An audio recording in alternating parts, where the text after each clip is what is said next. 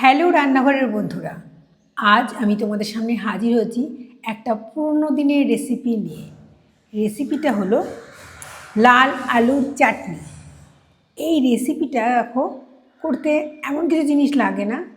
এখন এই চৈত্র মাসের দিনে কোনো কিছু আমাদের খেতে ইচ্ছা করে না, আর তাতে যদি শেষ পাতে একটু চাটনি হয় তাহলে খাওয়াটা একটু জমে যায়। তো এই রেসিপিটা করতে আমার কি কি লাগবে দেখো। লাল আলুকে আমি এরমভাবে কেটে নিয়েছি। আর লাগবে এই লাল আলুটার সঙ্গে লাগবে তেঁতুল। দেখো তেঁতুলটাকে পরিমাণ মতো তেঁতুল নিয়েছি। আর হচ্ছে এখানে চাটনিটা আমি চিনি দিয়ে করব, তাই জন্য চিনি নিয়েছি। আর দেখো এর মধ্যে কী কী মশলাপাতি লাগবে দেখে নাও। মৌরি, আর লাগবে এ দেখো এখানে নেওয়া হয়েছে মেথি, লবণ, হলুদ, ফোড়নের জন্য সর্ষে আর একটা শুকনো লঙ্কা, আর একটা ভাজা মশলাও করবো তার জন্য দেখো সর্ষেও নিয়েছি একটু, আর সঙ্গে নিয়েছি কাজু কিশমিশ। আর এই রান্নাটা কিন্তু আমি করব সর্ষের তেল দিয়ে। কাজু কিশমিশটা অপশনাল, তোমরা নিতেও পারো নাও নিতে পারো। এইগুলো দিয়েই আমরা কিন্তু এই মশলা রেসিপিটা আমরা করব। তাহলে চলো শুরু করি রেসিপিটা। এই রেসিপিটা করার জন্য আমি একটা ভাজা মশলা করে নেব। একটা ফোড়নের জন্য যে লঙ্কাটা নিয়েছিলাম তার অর্ধেকটা আমি এর মধ্যে দিয়ে দিলাম। এটাকে একটুখানি ড্রাই রোস্ট করে নেব। আর নেব মেথি, অল্প একটুখানি মেথি নিলাম। আর মেথিটা একটুখানি নেড়ে নেবো একটুখানি কড়াইয়ের মধ্যে।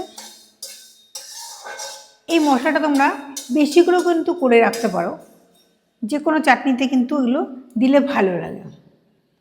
আর দেবো মৌরি, অল্প কটা মৌরি দিলাম। আর দেবো আমি মৌরিটা একটু নেড়ে নেব। এবার এর মধ্যে দিয়ে দেবো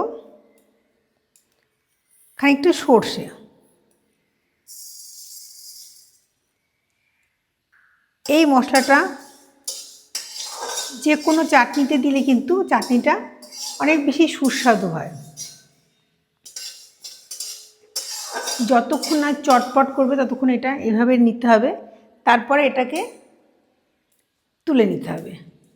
তুলে নিয়ে এটাকে একটু বেটে নিতে হবে। দেখো চটপট করতে প্রায় শুরু করে দিয়েছে।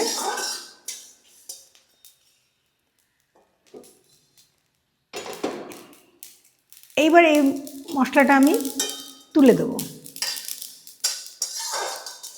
এই মশলা যখন তুলবো দেখবে ভাজার পর একটা সুন্দর গন্ধ বেরোয়। এই গন্ধ দিয়ে বোঝা যাবে যে মশলাটা হয়ে গেছে। এবার আমি এটাকে তুলে দিলাম। একটা বাটিতে আমি খানিকটা জল বসিয়ে দিয়েছি। এই জলটা দেখো ফুটতেও শুরু করেছে। এই জলটা আমি কি করব, যে তেঁতুলটা নিয়েছিলাম ওই তেঁতুলের মধ্যে আমি এই জলটা দিয়ে দেবো। এই তেঁতুলের দেখো এই তেঁতুলটা আমি এখানটা নিলাম। এই তেঁতুলের মধ্যে আমি খানিকটা জল, সবটা জল দেবো না, খানিকটা জল আমি এর মধ্যে দিয়ে দেবো। আর বাকি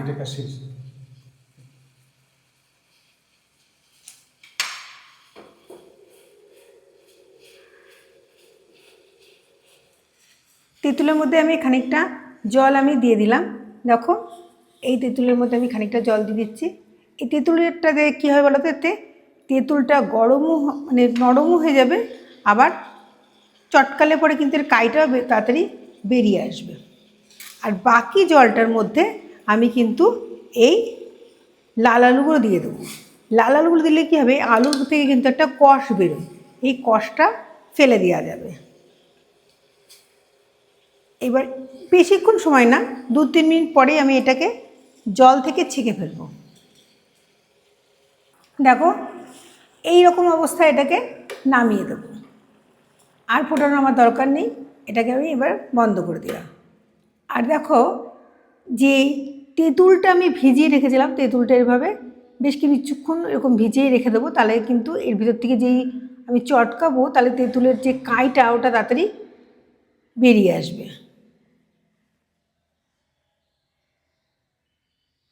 গ্যাসের উপরে একটা কড়াই বসিয়ে দিয়েছি, গ্যাসটাও ধরে দিয়েছি। এবার দেখো যে লাল আলুটা সেদ্ধ করেছি সেই আলুটা দেখো এই রকম অবস্থায় আছে।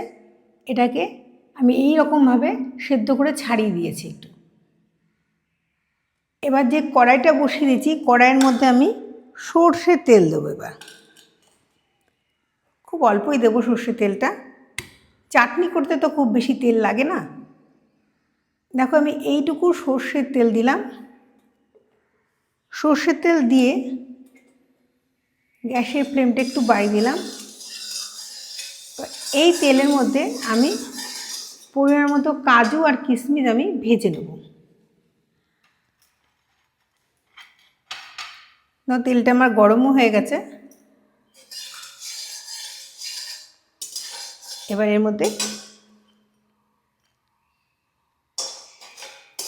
একটু কাজু দিয়ে দিলাম। কাজুটা একটু নাড়াচাড়া করে আমি এর মধ্যে কিশমিশটাও দিয়ে দেবো। চাটনিটা যদি কাজু কিশমিশ তোমরা না দিতে চাও নাও দিতে পারো, আমার ঘরে ছিল তাই দিয়ে দিলাম। এবার এর মধ্যে কিশমিশ দিয়ে দিলাম। কিশমিশটাকেও আমি একটু ভেজে নিলাম।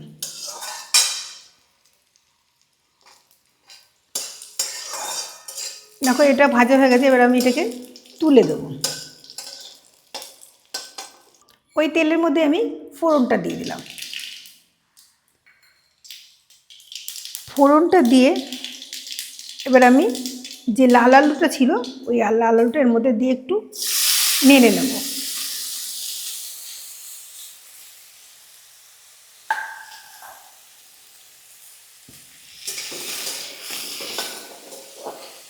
এই লাল আলুটা একটুখানি ভাজা ভাজা হয়ে যাবে যে তখন আমি এর মধ্যে একটু লবণ আর হলুদ দিয়ে দেবো। চাটনিতে কিন্তু খুব বেশি তেল দিলে সেটা টেস্ট লাগে না, এটা তেল দিলে ভাব চলে আসে, সেই জন্য একেবারে সামান্যই তেল দিতে হবে, দিয়ে এটাকে ভেজে নিতে হবে। দেখো আর লাল আলু কিন্তু সেদ্ধ হতে কিন্তু খুব বেশি সময় নেয় না, সেই জন্য খুব বেশি যে একদম ভাজতে হবে তাও না, সামান্য একটু আমি ভাপিয়েও নিয়েছিলাম। এবার আমি এর মধ্যে লবণ আর হলুদ দিয়ে দেবো। এর মধ্যে আমি সামান্য লবণ দিয়ে দিলাম আর দিয়ে দেবো খুবই সামান্য হলুদ। তারপর সামান্য একদম এইটুকু পরিমাণে হলুদ। এবার এটাকে একটু নাড়াচাড়া করেই আর আমি এটার মধ্যে জল দিয়ে দেবো। এটাকে জল দিয়ে যে মশলাটা আমি ভেজে রেখেছিলাম ওই মশলাটা আমি গুঁড়ো করে নেব। আর তেঁতুলটা যে গরম জল দিয়ে ভিজিয়ে রেখেছিলাম ওটাও চটকে ওর ভিতর থেকে পিউকটা বের করে নেব। দেখো আমার এটা ভাজা হয়ে গেছে। আমি এর মধ্যে এবার জল দিয়ে দেবো। অল্প জল দিলাম কারণ তেঁতুলটা যে ভেজে আছে ওই জলটাও দিতে হবে, সেই জন্য এইটুকু জল দিলাম, আর জল দেবো না। এবার এটা সেদ্ধ হতে হতে আমি এটাগুলো কাজগুলো করে নিই। দেখো জলটা প্রায় শুকিয়ে এসছে। এবার আমি তেঁতুলে যে ভিজিয়ে রেখেছিলাম সেটা আমি চটকে নিয়েছি, ওই জলটা দিয়ে দেবো। ওটাকে আমি একটু ছেঁকে দেবো। এবার চা ছাঁকনি দিয়ে এটাকে আমি ছেঁকে এরকম এর মধ্যে দিয়ে দেবো। সবটা তেঁতুলেরগুলো আমি এর মধ্যে দিয়ে দিয়েছি। এবার যে এটা ফুটে উঠবে এর মধ্যে আমি কাজু আর কিশমিশটাও দিয়ে একটু ঢাকা দিয়ে রাখবো। যে ভেজে রাখা যে কাজু আর কিশমিশ এটা আমি এর মধ্যে এবার দিয়ে দেবো। দিয়ে একটা ঢাকনা দিয়ে এটাকে আমি ঢেকে দেবো। একটা ঢাকনা দিয়ে এটাকে আমি এবার ঢেকে দিলাম। মিনিট 3-4 এটাকে ফুটতে দেবো। তারপর ঢাকনাটা আমি খুলে দিয়েছি। এবার এটাকেও একটু নেড়ে নেব। নেড়ে নিয়ে এর মধ্যে এবার আমি চিনি দিয়ে দেবো। পরিমাণ মতো আমি এর মধ্যে চিনি দিয়ে দিলাম। এবার এটাকে একটুখানি নাড়ব।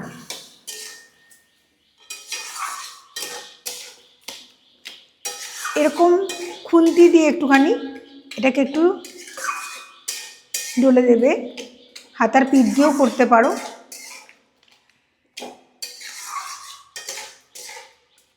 এইভাবে কিন্তু এটাকে একটুখানি দিলে পরে চিনিটা গলে একটুখানি জলও বেরিয়ে গেছে একটু।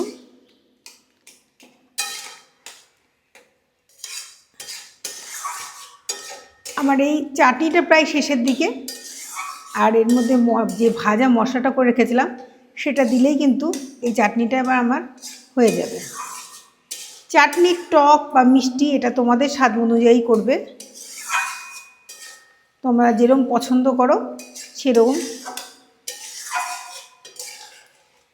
আর চাটনির যে ঝোলটা ওটাও কিন্তু তোমাদের পছন্দ মতোই রেখো। মোটামুটি আমি এরমই রাখবো, কারণ এটাকে রেখে দিলে আবার একটুখানি জমে যায়। আর আমি যে মশলাটা করে রেখেছিলাম সেই মশলাটা এবার আমি এর মধ্যে দিয়ে দেবো।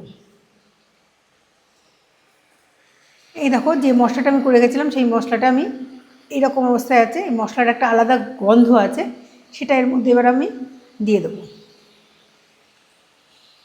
আমার কিন্তু চাটনিটা হয়ে গেছে, এবার আমি এটাকে নিভিয়ে দেবো। চাটনিটা এরকম রেখে দিলেই ভালো হয়, কারণ এরপরে একটু ঠান্ডা হয়ে কিন্তু এটাকে আরেকটু জমে যাবে। এবার আমি গ্যাসটা বন্ধ করে দিলাম। এই চাটনিটা তোমাদের কেমন লাগলো?